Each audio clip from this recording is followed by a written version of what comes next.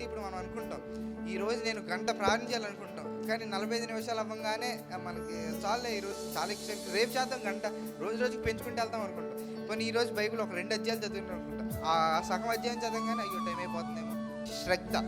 శ్రద్ధ మనం ఎక్కడ పెడుతున్నాం అంటే పెడుతున్నాం, కానీ దేవుని పట్ల పెడుతున్నాం కాబట్టి మన ఆదివారం చర్చికి వస్తాం, కానీ పెట్టేది పూర్తిగా పెడుతున్నామా?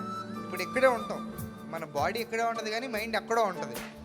మైండ్ ఆ ఓనర్ దగ్గర, లేకపోతే ఆ వర్క్ దగ్గర, లేకపోతే ఆ ప్రాజెక్ట్ దగ్గర అక్కడ తిరుగుతూ ఉంటుంది. కానీ నువ్వు 100% ఇక్కడ ఇచ్చావు అనుకో, దేవుడిని కూడా 100% ఇస్తాడు.